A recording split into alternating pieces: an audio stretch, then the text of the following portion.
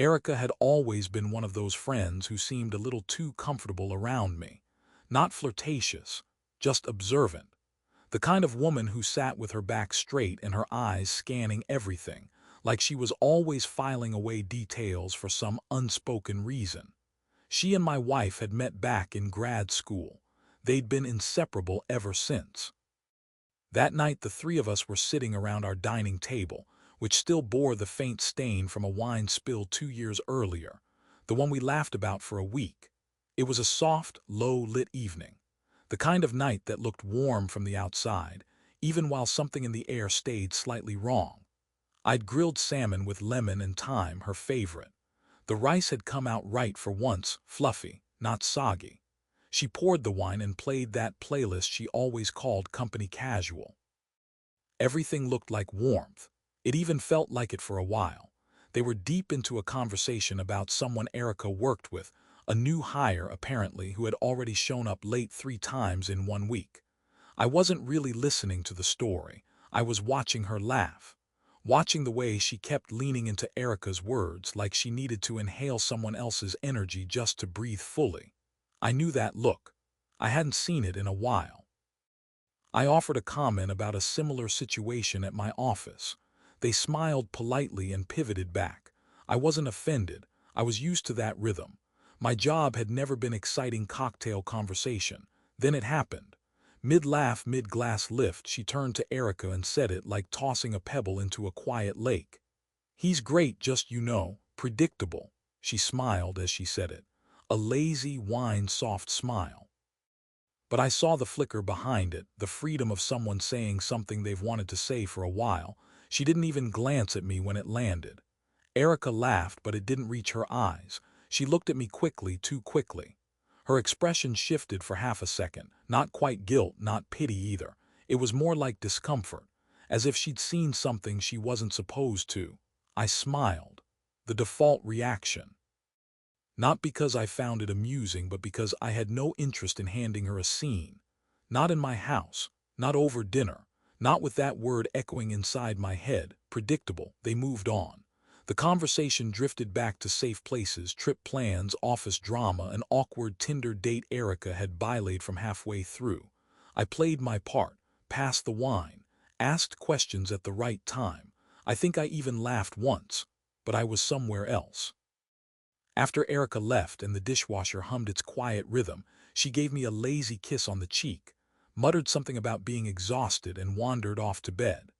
I finished cleaning the counters, put away the leftovers, wiped down the wine glasses.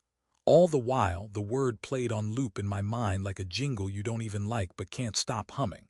When I finally made it upstairs, she was already asleep, one arm thrown across the pillow, hair tangled, face soft.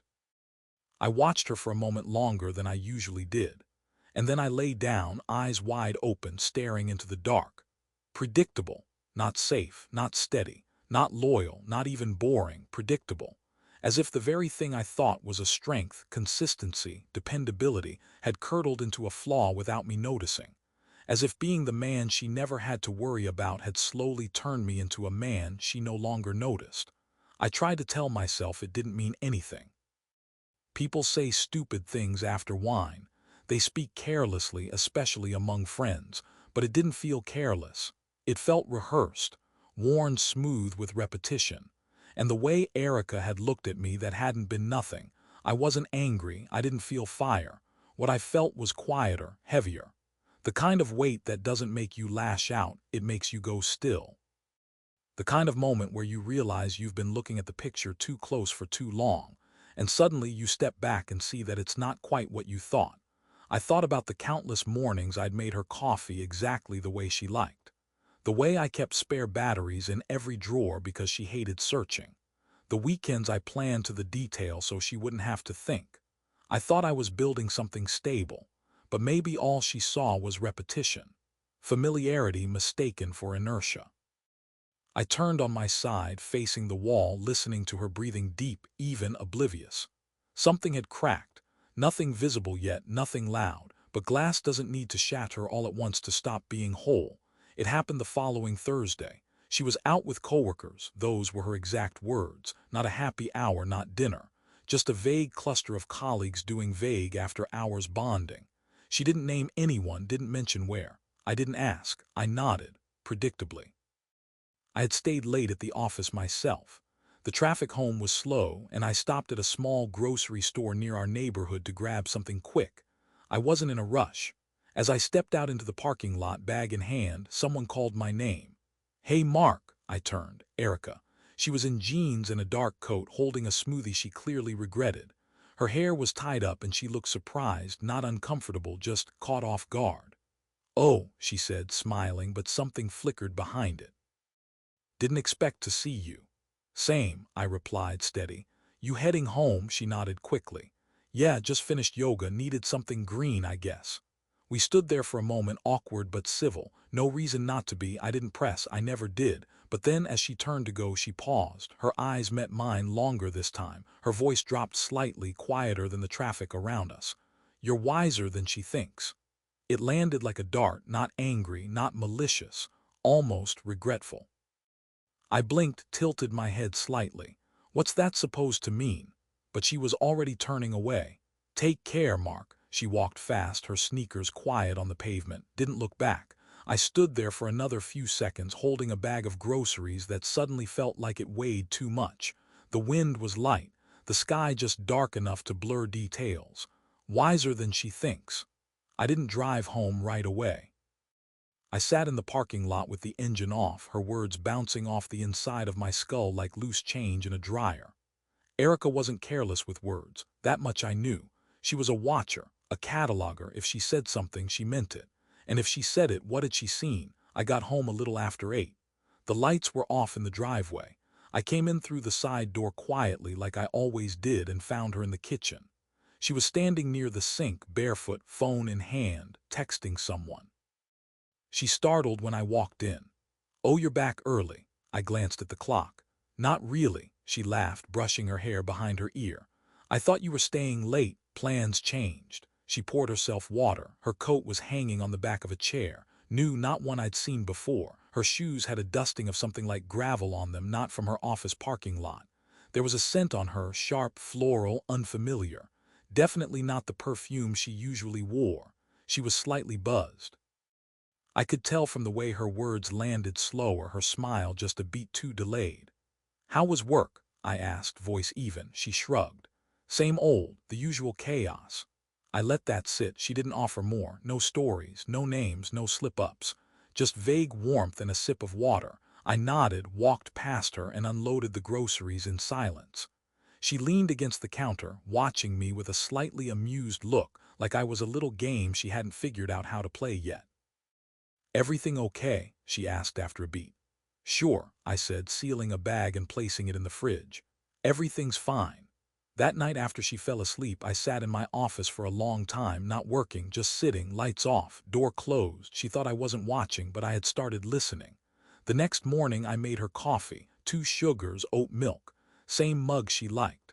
I handed it to her while she was still wrapped in her robe, scrolling through her phone. She mumbled a thank you without looking up. I watched her walk away. That was the last morning I made coffee for both of us. I didn't announce the shift. I didn't let anything in my tone give it away. I just stopped filling in the silence. When dinner was quiet, I let it stay quiet. When she didn't ask about my day, I didn't volunteer. If she asked where I was going, I gave short answers. Not rude, just sparse, undetailed. She started noticing within a few days. "You've been quiet lately," she said one evening while reheating leftovers I had cooked.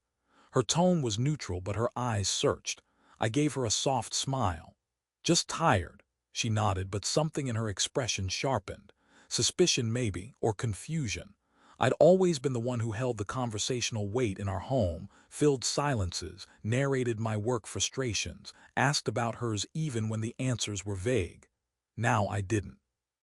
And she didn't quite know what to do with the space I'd left behind. I started checking our shared accounts in the evenings when she was upstairs. Nothing overt, but patterns tell stories. An extra Uber trip here. A charge from a restaurant she'd never mentioned visiting. I didn't confront her. I took notes. I found a second Venmo account tied to an old email she never used anymore, hidden in plain sight.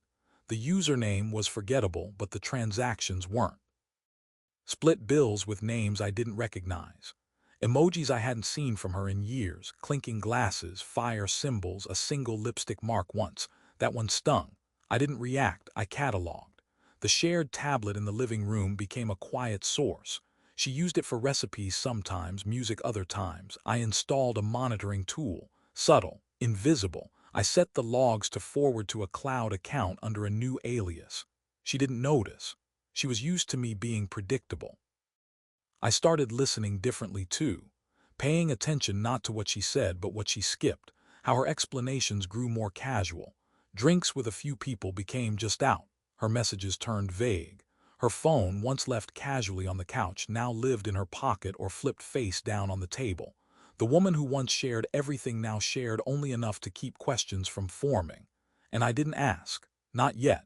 I let the days run on, played the role she expected. Steady husband, the background music to her real life. She even started leaning into it, patting my shoulder when walking past me, asking me to pick up groceries on my way home. Small things to keep the illusion intact. One night while we watched something forgettable on Netflix, she turned to me and said, "You've been distant lately." Her voice held a note of accusation. I smiled at the screen. "Have I?" She stared at me for a moment longer than necessary, like trying to spot a crack in glass. But I kept my shape, kept my tone level, kept the line steady.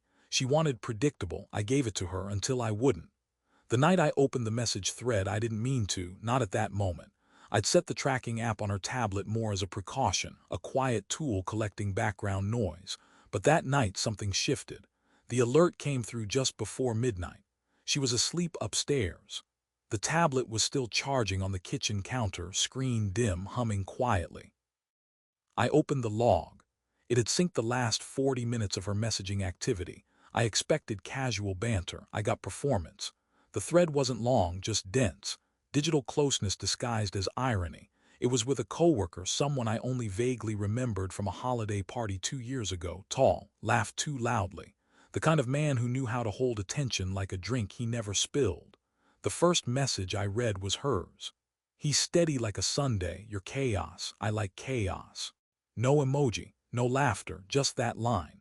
A few messages earlier she'd written, "He folds his socks in rows, you leave your life scattered across the floor, it's kind of hot." And then the one that clarified everything, the line that dragged the word predictable back from memory and lit it on fire. "Routine feels like slow death sometimes. I need something with teeth." I stared at the screen, not shocked, just stripped.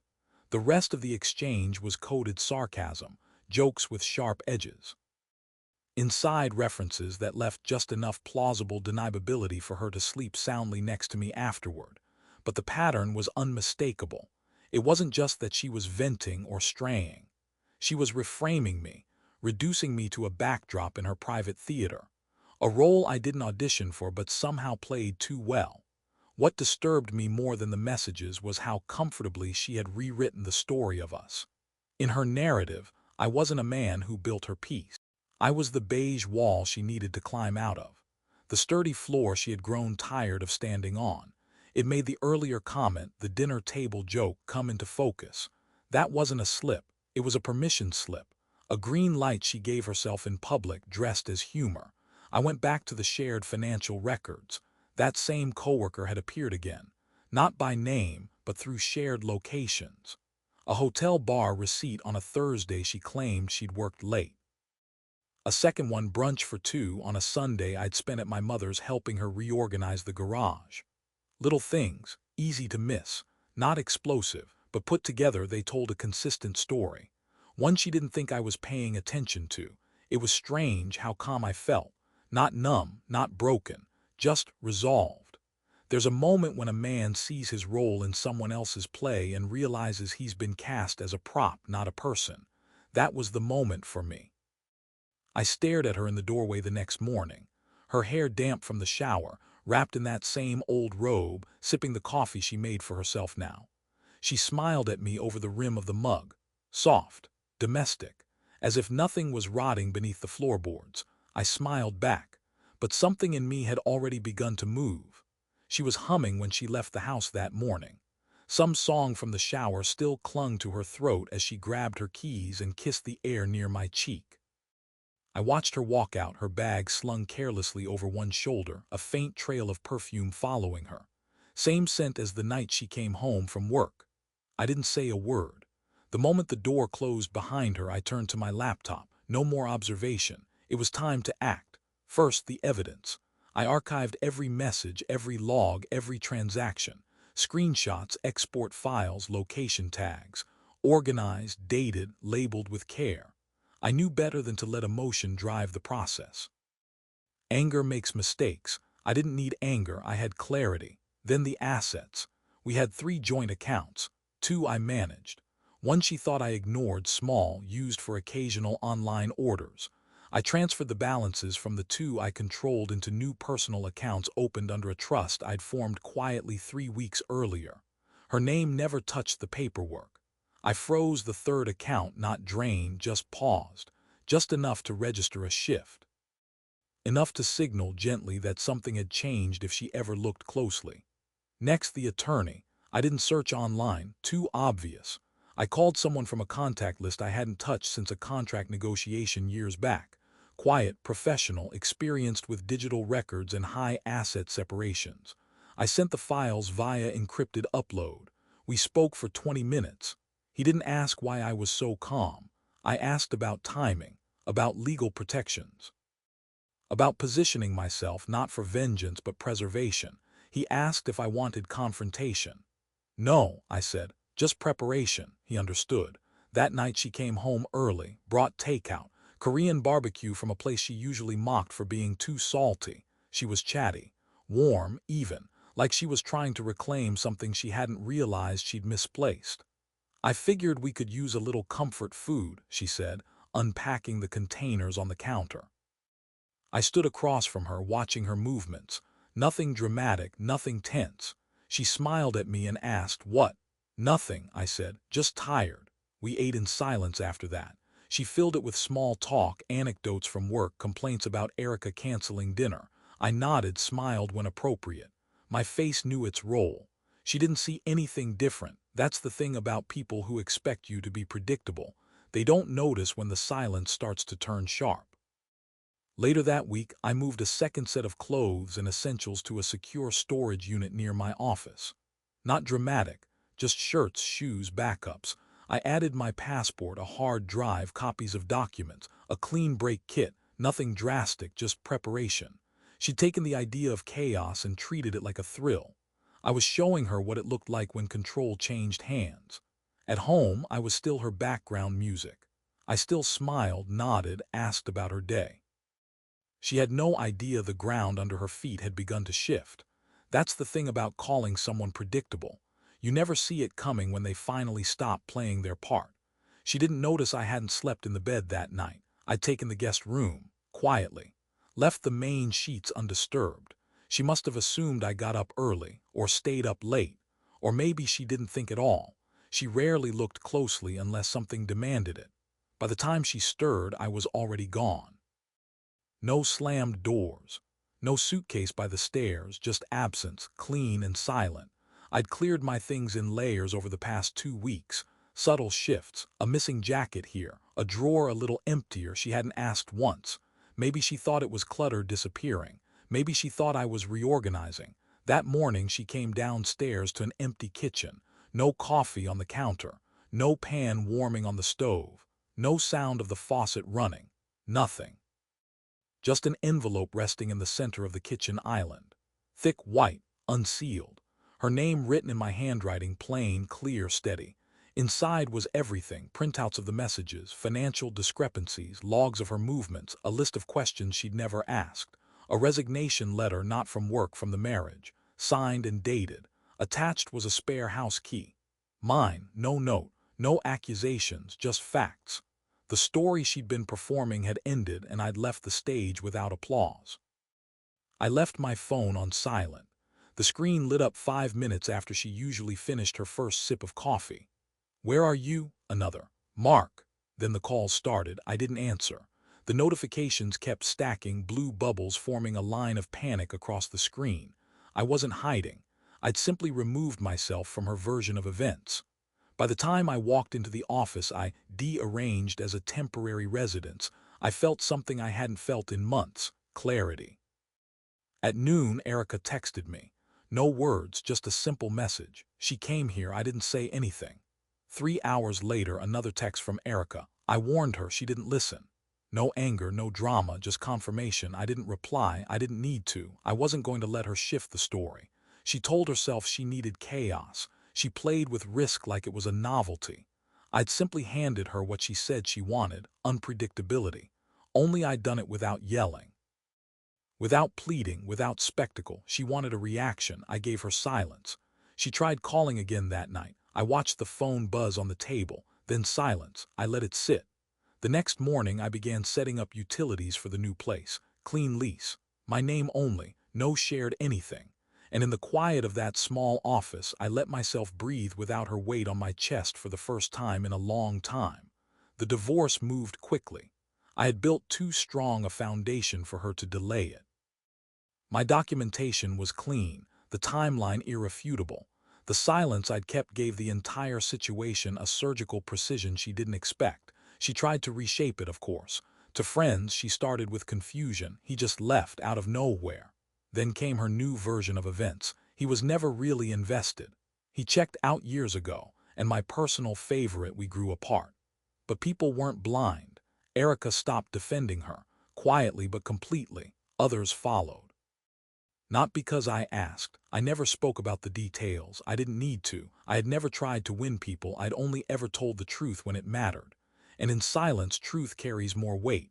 One mutual friend, someone I hadn't spoken to in months, sent a message out of nowhere. "I'm sorry, I didn't see it before." I didn't respond. What was there to say? I watched as she unraveled from a distance. Not completely. She had always been good at appearances, but I saw the cracks. The new photos, carefully curated. Captions about strength and rediscovery. The way she lingered outside court hearings as if waiting to be seen. She never got the reaction. I gave her nothing to push against, nothing to fight. And without something to perform for, she couldn't control the narrative. The settlement was clean. I had protected what mattered. She left with what was fair. No more, no less.